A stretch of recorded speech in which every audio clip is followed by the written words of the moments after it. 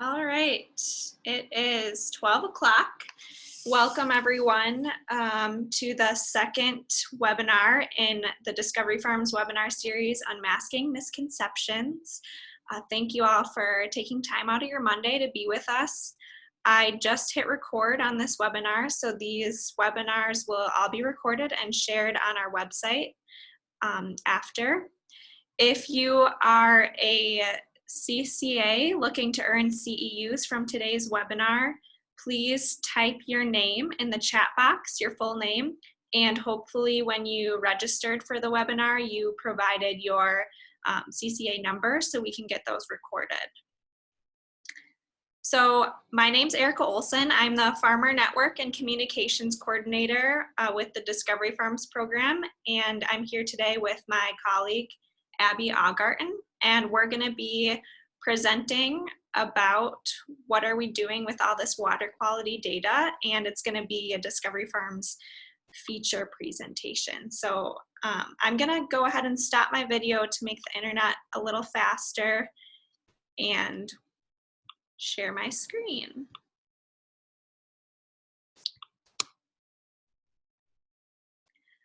A reminder again, if you have questions as we go throughout the webinar, please type them into the chat box as I have muted everyone's voice, but we will take questions and we can take them throughout, but type them into the chat box and we will have time for questions at the end also.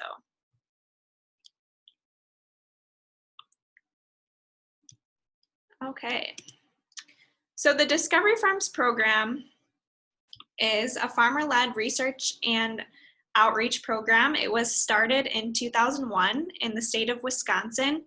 We are farmer-led in that we have a steering committee made up of farmers, farm advisors, and representatives from major ag industries. And we also have representatives from environmental organizations on that group. And they really sound us and guide us in our research to keep us going with what's happening in Wisconsin and in primary locations for the farmers' needs.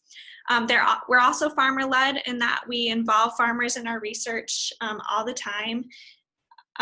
We meet with them frequently discussing our data, as well as they host events for us and spread the word of our program. We primarily focus on water quality research. We do edge of field, surface, and tile drainage work. We'll talk a little bit more about that. And then we also, it's important that we do outreach for that and share our work for educational purposes. You can see on the map, the dark blue counties are the places we currently are with our research, and the light blue is places that we have been. So there's still some gray states that we're hoping to get to and continue our program's work.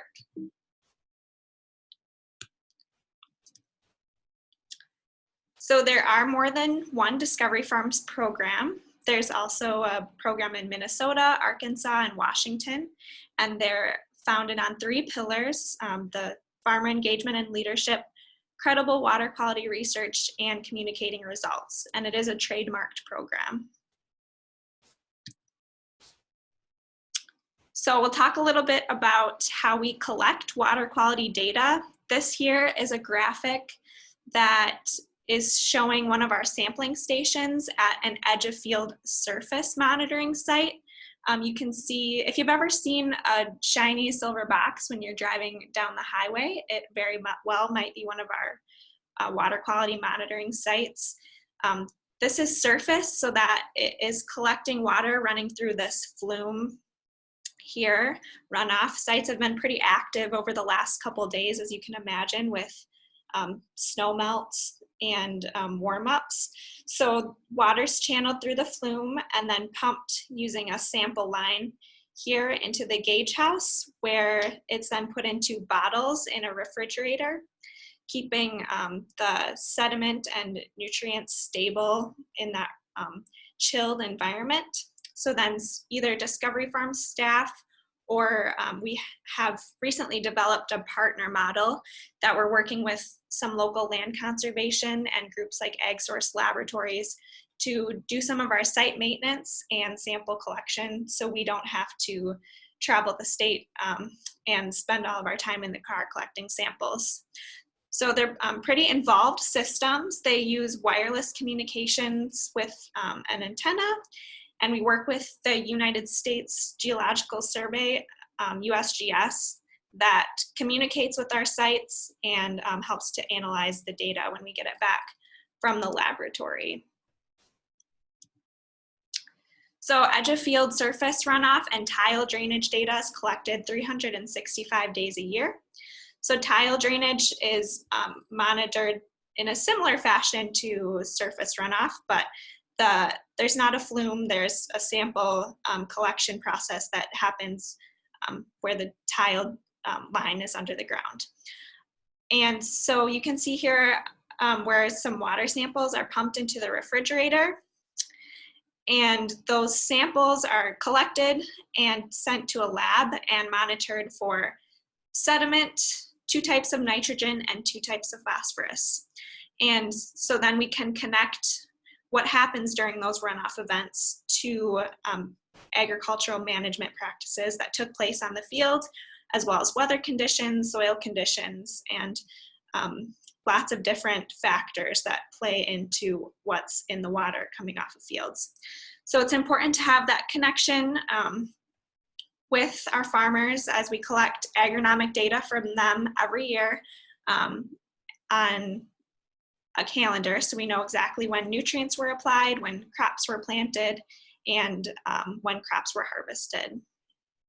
And they do collect 365 days a year, as the slide says. So you can see here, they're not as active in the winter with snow melt or with snowpack, but as sites are ready to be active when it's warmed up, our staff or our partners go out and shovel pathways so the water can escape and make it through the site, so we can collect it and get accurate data from those events. So combined with Minnesota, we're very fortunate to be able to partner with Minnesota Discovery Farms. We have a large database of water quality information and data. So for surface runoff, we have over 200 site years, and for tile drainage, we have over 100 site years of water quality data. And so we're happy to be able to combine this with Minnesota to get more of a robust understanding of what some of these management practices and different farming systems have as an impact on our water quality in both states. So what are we doing with all this data? I kind of talked about how we're getting the data and how we have so much, but it's important to know what we do with it. So my job as a communications coordinator is to put that data out there and get it to our viewers and subscribers. So our work is being done with purpose. So data is turned into written materials. Each year we try to do one publication that looks like this green one here. This one was published in 2019 about our nitrogen use efficiency project. And we publish these on our website as well as in all major ag newspapers. So it reaches all the agriculture community in Wisconsin. And these are pretty lengthy, robust, and very thorough publications about specific projects and research that we've done. We also do other types of publications. This one, Guide for Tile Drainage Regulation and Compliance in Wisconsin, we recently put on our website with kind of a way to navigate for people who are interested in installing tile drains or maintaining them or doing repairs. And everything that we ever produce can always be found on our website. So I always encourage people, if you're looking for something specific, to go there first. We also do publish journal articles, which are done with some of our university collaborators, including Matt Ruark. This one was published recently in the Journal of Environmental Quality. So these are very thorough scientific pieces that are peer-reviewed and shared with our data. We have newsletters that come out multiple times a year. We have fact sheets that are updated frequently, kind of as a quick look at some of our data and what's happening now. We host multiple events each year. We have an annual conference that takes place every December in Wisconsin Dells. We have regional meetings that are more localized ways of sharing some of our project information. We have one coming up in April about our tile drainage project. We do water tours with the professional dairy producers of Wisconsin every year, kind of as a community event. We do field days. Our partners have been doing an awesome job of hosting field days and getting people out to monitoring stations, as well as presentations, sharing our research when we're asked. As I mentioned, we also share information on the web. So if you're on social media, I encourage you to follow us on Facebook and Twitter. I try to keep those updated with our latest information, and our website. And if you're ever curious about what's currently taking place at our monitoring stations, feel free to see our real-time data posted on our website. It shows a pretty active look at what's happening with snow melt and water coming through the flumes. There is live photos. So now I'm going to turn it over to Abby, and she is going to dive a little deeper into our data. Thank you, Erica. So Erica did a great job at explaining how we collect our edge of field data and what are some of the ways we communicate outreach and those results. This is a perfect example and opportunity to share some of those results. So we're going to delve into our data set. And in keeping with the theme of unmasking misconceptions in water quality, today we're going to tackle the misconception that there is a perfect farming system for profitability and water quality, when in reality, there's mitigating risk. Mitigating risk to water quality might look different on every farm, but every farm and every management system has areas that can be improved. And there's different ways to do that. So we kind of look at the first step as recognizing areas of risk on a given operation. We work across diverse landscapes and soils and management systems, crop rotations, et cetera. And what works on one field might not work on another field. So recognizing field specificities and the areas of risk on a given system is crucial. Second is understanding the trade-offs and realistic expectations of certain practices. Because there's no perfect farming system and perfect practice, it really is a compilation of different practices and managing those trade-offs and mitigating risk given your operation. And lastly, mitigating areas of largest risk first, and then fine-tuning with a balance of practices. So we'll be going into these steps a little bit further today. So when we're thinking about which set of tools you'd prefer to have available to your farm, would you rather have a whole toolbox of options so you could select the tool that best fits the needs and purpose for your farm, or just a hammer? We like to think that at Discovery Farms, our job is to supply a toolbox of management options. So we look through our data and find key themes and trends that we could then share with producers so they could select what works best for their given system. Today we're going to delve into a few of those tools. So we're going to talk a bit about critical time periods, risk of nutrient losses, both timing and means of loss, and then also a trade-off of practices and what it looks like to balance certain practices in the field. So we know that surface runoff and tile drainage happens. It's unavoidable. When we're talking about surface runoff, we really see that March is the month. So this is a graph depicting data from Wisconsin and Minnesota, and it's depicting average monthly surface runoff by the month. And we see that March is the most significant time period of loss, nearing almost 1 inch of loss per in that month.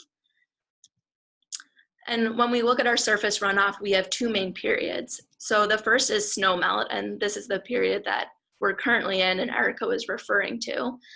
So during winter, our fields often get get snowpack on top of them, and then as temperatures warm up and that melts, we see a lot of runoff leaving the field.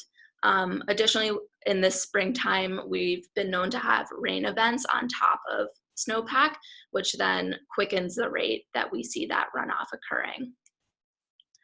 Our other main time period is rainfall runoff.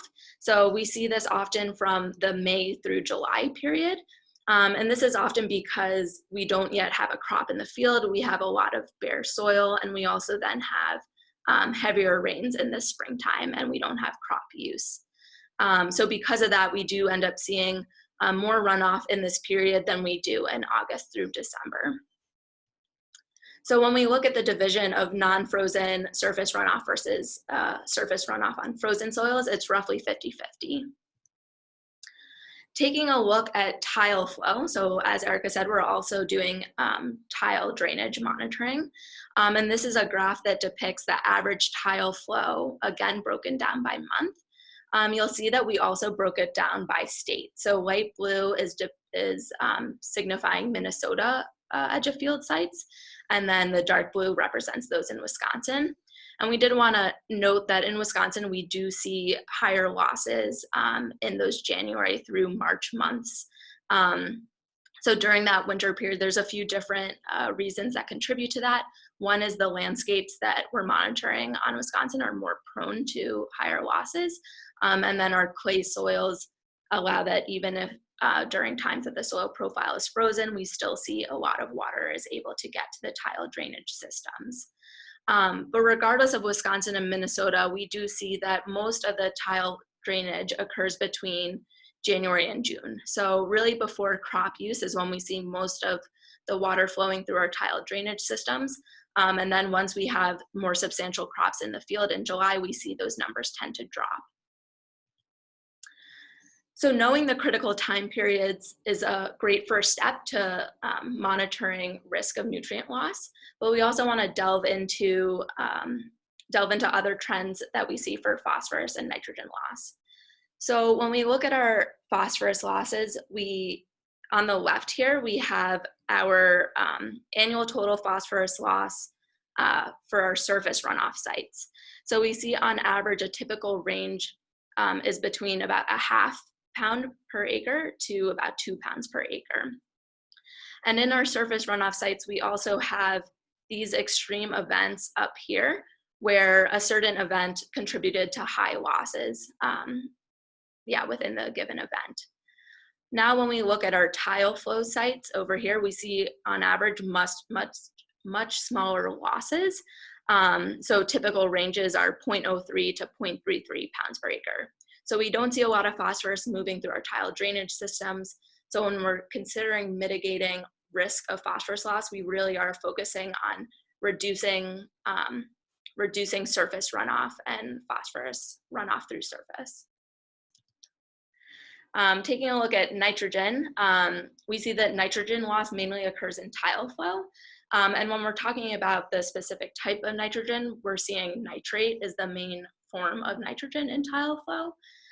So nitrate is the form of nitrogen that is soluble in water, so it is readily leached to both groundwater and tile drainage systems. Here, when we look at when we look at total nitrogen loss in our surface runoff, we see a typical range of about 2 to 11 pounds per acre.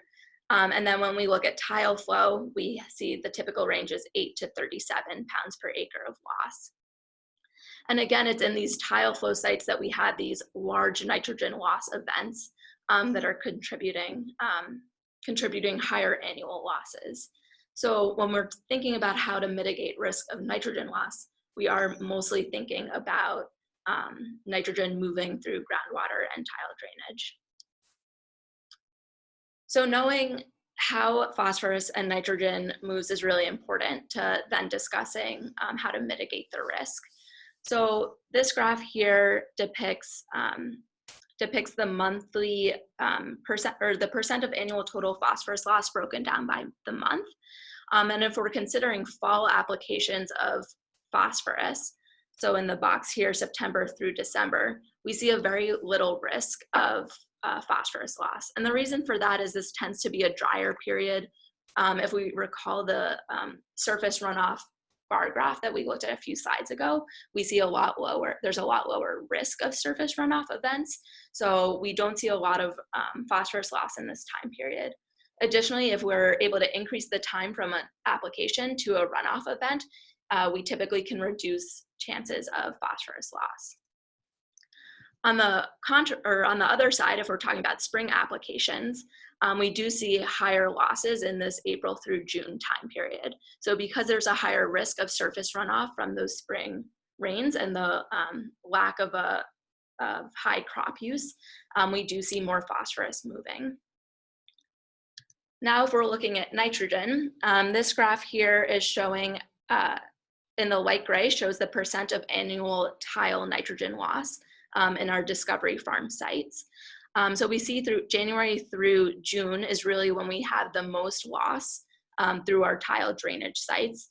And then the dark gray represents percent of annual corn nitrogen use. So as we have corn maturing in the field and requiring and demanding that nitrogen, we do see lower amounts of nitrogen moving through our tile drainage. This is also because we have more flow in the winter months that we end up having more of this nitrogen loss. So now when we're considering timing of fertilizer and manure to contribute to our nitrogen input, when we're considering fall applications of nitrogen allow ample time for the conversion of ammonium to nitrate. As mentioned earlier, nitrate is the form of nitrogen that is soluble in water and more readily leached to groundwater and tile flow. So if nitrogen in the form of ammonium is being applied in the fall, and then there's that big window for ammonium to convert to nitrate before you enter the winter time period, when we then have a lot of tile flow, it is likely that nitrate's going to move to that tile drainage system, and there's going to be losses. Considering a spring application, in general, closer to crop use, reduces the risk and the opportunity for runoff of nitrogen, or excuse me, the loss of nitrogen. So there really are pros and cons to both fall and spring fertilizer applications, and it's a balance of practices. And with that, there's risk associated with each one. So in fall, our main concern is risk of nitrogen loss, again, through nitrogen loss to groundwater or tile drainage systems. And when we're considering spring, the main risk is phosphorus loss via surface runoff. So it's not only just selecting one side of the scale that's going to mitigate risk the most, but then thinking about what other practices can accompany that, that element of timing in order to further reduce risk. So if you're using fall applications, one way to, or a couple ways to manage nitrogen loss is by applying manure when soils are less than 55 degrees. At this temperature, there aren't the microbes converted, or the microbes aren't active at converting ammonium to nitrate. So if we're able to keep the nitrogen in the ammonium form, that binds to soil particles and we'll have less of that nitrogen moving during the winter period when we have higher tile flow. Another way to manage risk is by applying nutrients to a living crop. So if you have an overwintering cover crop, for example, this could help tie up some of the fall applied nitrogen. Now looking at how to manage risk of phosphorus loss, there's a couple of ways that we found in our data set. So one, controlling for soil loss is a great first step at mitigating risk of phosphorus loss, but also applying phosphorus below the soil surface is very useful. I know these kind of sound like a balance within themselves, so we're going to delve into that a little bit more. So reducing phosphorus risk, or excuse me, reducing the risk of phosphorus loss also requires a balance of practices. So this is the same graph we were looking at earlier that depicts the percent of annual total phosphorus loss broken down by months. And you see we have two main time periods. So March, there's a high risk of loss, and this corresponds to the snow melt period, where we see high runoff from snow melt. And then we also have May through June as a time that's really contributing to higher losses. And these time periods are very different. So the way that we manage risk for a given time period is also going to be different. As Erica mentioned earlier, we do monitor 2 different types of phosphorus. So we look at both dissolved phosphorus and particulate phosphorus. Dissolved phosphorus is phosphorus that moves with water, and then particulate phosphorus is bound to soil or organic matter that's going through the flume and leaving the field. So in this graph here, we have average monthly phosphorus loss. And the lighter purple is our dissolved phosphorus, and the dark purple is particulate phosphorus. So what we have is January through March is 70% of that phosphorus loss is in the dissolved phosphorus form.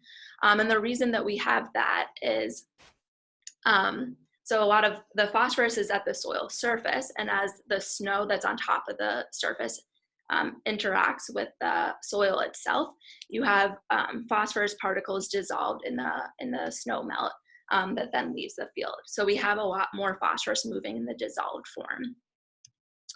Now, when we're looking at May through July, 70% of that phosphorus loss is particulate phosphorus, and we really have soil loss as the main contributing factor to that particulate phosphorus loss. So because soil loss is such a contributing factor to particulate phosphorus loss, if we're able to control for soil loss, we have a great opportunity to control for that phosphorus loss. So now we're looking at percent of annual soil loss broken down by the month. And we see that May through July is when we see the most soil loss. This makes sense given that springtime, we have a lot of fields that are preparing for planting. So this might include spring tillage. And then with planting itself, there typically isn't really an established crop at this time. So there's a lot of bare soil. There's not a canopy to help slow down the impact of rainfall hitting that soil surface. So these are some factors that can increase the amount of soil loss during those runoff events. So by providing soil protection, we have potential to decrease the risk of soil loss. The level of protection is going to be site specific. So depending on your crop rotation, your soil type, your slopes and landscapes, all of these are going to be different factors that will determine how much soil protection is required in order to decrease those soil losses of your field. But there's a few different ways to provide that soil protection. So one is through residue management. Just by having residue on that soil surface and providing some cover so it's not bare and exposed soil is a great way to provide some soil protection. Also, if you have a cover crop that's still living through the time when your primary crop has canopy, that could be a useful tool. Perennial crops that are growing year-round will also provide coverage during that May through July time period. And then no-till and reduced tillage are a great way to keep that soil from leaving the field during those spring and early summer runoff events. We're going to hone in on the concept of no-till for a little bit, as we see a lot of our sites have no-till as their main way to control for soil loss. So right now we're looking at a box plot showing annual soil loss for fields with conventional tillage on the left versus no-till on the right. So we see our median value for tillage site is 193 pounds per acre of soil loss compared to 46 pounds per acre for our no-till fields.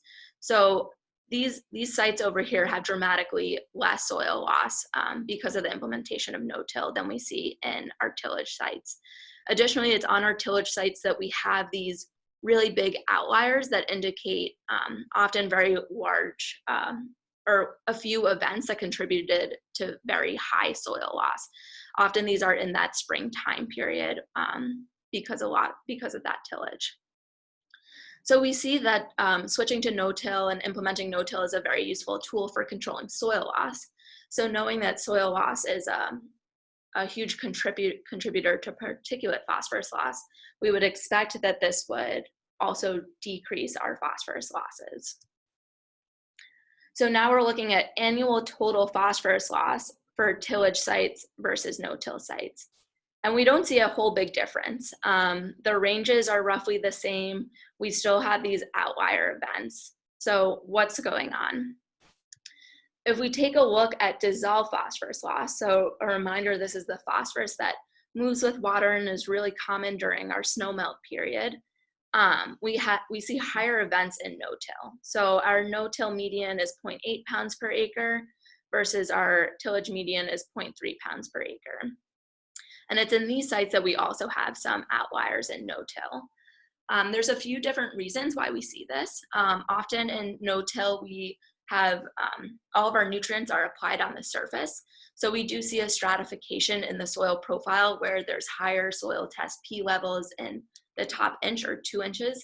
And this is the vulnerable portion of the soil where the phosphorus can interact with the snow on top of it to lead to those dissolved phosphorus losses. Which leads us to the point that soil loss is a great first step to managing phosphorus, but the second step is that nutrients should be placed below the soil surface, with a caveat, not so much that the disturbance causes soil loss to become an issue. So how does that look in practice? We like looking at this analogy of the radio and the concept of large dials and smaller dials. So the first step is finding this radio station you want to listen to using one of the larger dials and getting it at a volume so you can hear that. So those are the main practice. You want to select the practices that will have the greatest impact on reducing risk. And then once you hone in on those, thinking about the fine-tuning your system so that you can get the treble just right and the bass just right. So these are potential to integrate other practices to then balance out some of those, maybe some of those other factors that might not be so great for our water quality. So what does that look like in practice? So if we consider reducing phosphorus loss, our first step, so our large dial, would be controlling soil loss. But then we have all of our fine tuners. So by carefully timing applications so that we're increasing the time from application to a potential runoff event can help mitigate risk. Considering placement, so if we can get that phosphorus below the soil surface, we're going to help prevent soil help mitigate the high soil test P levels at the soil surface. And then watching our soil test levels. So we have observed that as phosphorus in the soil tests increase, we are more prone to have higher dissolved phosphorus losses. So just being aware of that. So it's not just one practice, but it's this package of conservation practices that all complement each other and balance each other out to help our water quality. So revisiting our reality statement at the beginning, we have mitigating risk to water quality might look different on every farm, but every farm and every management system has areas that can be improved. So how to do this? First step is knowing your soils, landscapes, systems, and areas of risk. Is a given field more prone to surface runoff or losses to tile and groundwater? Is it more prone to non-frozen losses and soil loss, or is it more prone to those snowmelt losses? Just simply knowing the areas of risk is going to help you select what that big dial is and what management practice is going to have the largest impact at improving water quality. Second step, we know that runoff and tile flow happens. We know when it happens and what those critical time periods are. So by simply knowing that and trying to manage nutrient applications around that can be really valuable. Next step is limiting soil loss by using appropriate level of soil protection, particularly in that May through July period when we don't yet have a crop canopy. And then in terms of nutrients, consider timing, placement, rate. All of those 4 are strategies to help reduce nutrient losses. So on that note, we want to ask if there are any questions that we could address. If you do have any questions, please feel free to type them in the group chat. So we're looking at the group chat and then we'll address them that way.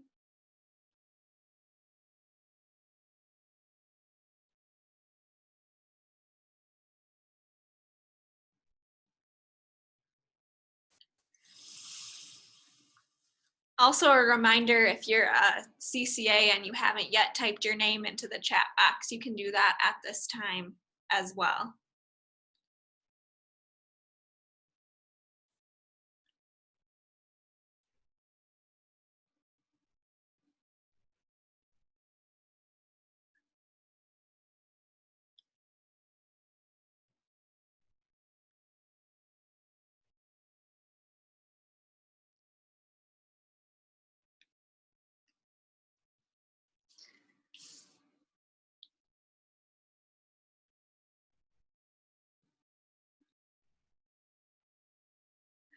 Okay, well, if we have no questions for Abby, I'll ask a question, Abby. So as we talk about managing risks, and you kind of gave like a step strategy about controlling soil loss, and then thinking about your other nutrient loss. Is it challenging to navigate to make like what's your recommendation for picking that first step? Like is no-till the best strategy for soil loss? Is like what's the best strategy for nutrient loss? Yeah, so that's a great question, and often selecting that first step can be a challenge. I think some things to consider are your soil type. So your soil type, if it's very sandy or more clay, will help, or silt loam will first indicate if you're more prone to surface runoff or perhaps leaching. So that's a really important factor. And then if you do have a field that is very prone to soil loss, no-till is often a very good strategy, but also consider how that soil is moving off your field, what your rotation is that's leaving it exposed. But no-till is as we've seen in that data set, really great for controlling soil loss. Good. We have another question from Steve. With your water sampling, you mentioned that you were looking for 2 types of phosphorus and 2 types of nitrogen. Are these the worst, easiest to measure? I would say their phosphorus and nitrogen are, I don't know if you would consider it the worst, but they're threats to water quality, and they exist in our samples in quantity. Nitrogen is the #1 limiting nutrient oftentimes for corn growth and yield. So it is something that is readily applied to fields, which is why, and it also can be a threat to groundwater in particular. And phosphorus, in Wisconsin, we apply manure from dairy farms and other livestock operations to our fields, creating a existence of phosphorus in our fields, and it is also a nutrient that is very necessary to grow our crops. So we want those nutrients to be present and available to our crops, but we don't want them to be lost, as they do give threat to the quality of our water systems. If excess phosphorus is lost and enters into a lake or stream, it can create algae blooms or a creation of species that we don't necessarily want to see in our waters.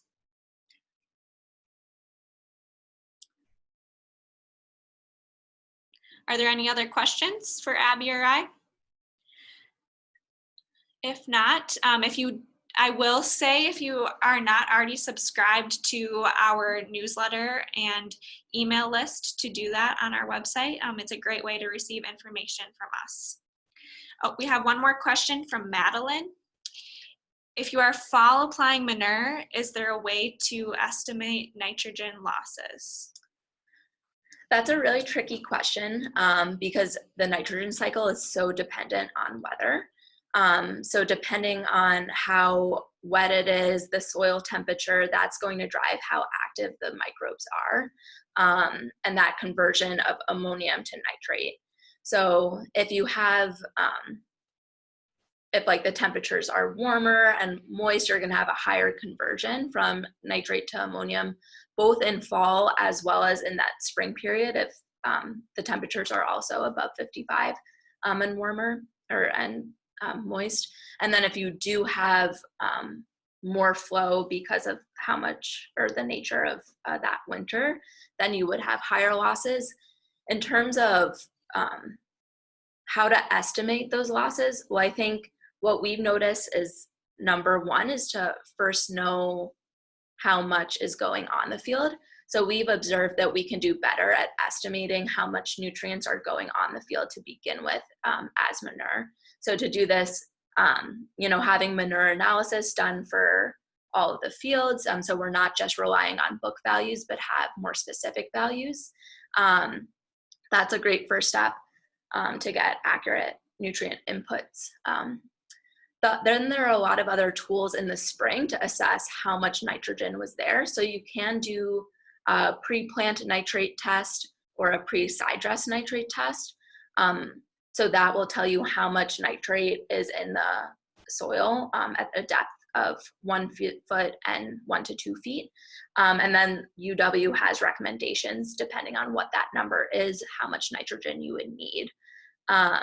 So those are a few tools that you could do to estimate how much nitrogen from your fall applied manure is still there.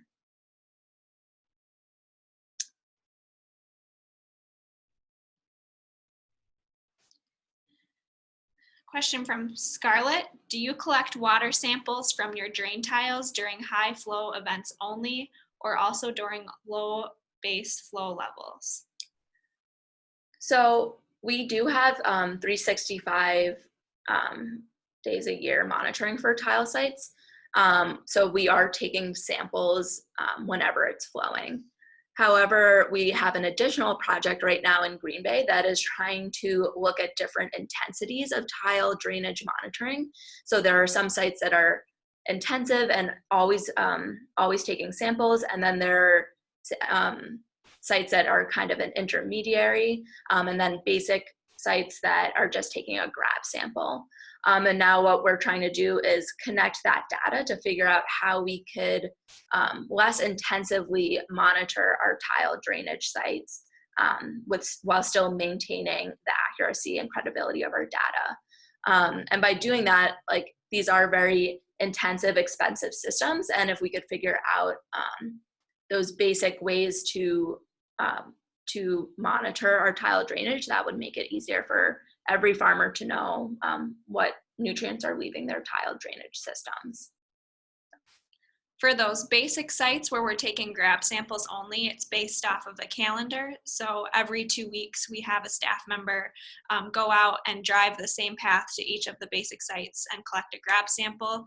So there's no bias in determining what the flow rate is for that type of sampling. And then, as Abby said, the other intermediate and intensive monitoring stations have remote communications with USGS that can tell the samples when to take machines in order to capture full events.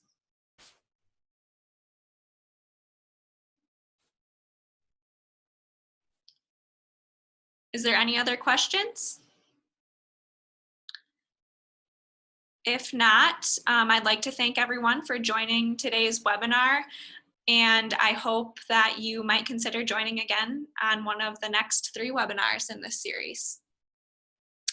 I'll hang out for just a minute or two in case there's any last-minute questions, but otherwise, have a good rest of your Monday.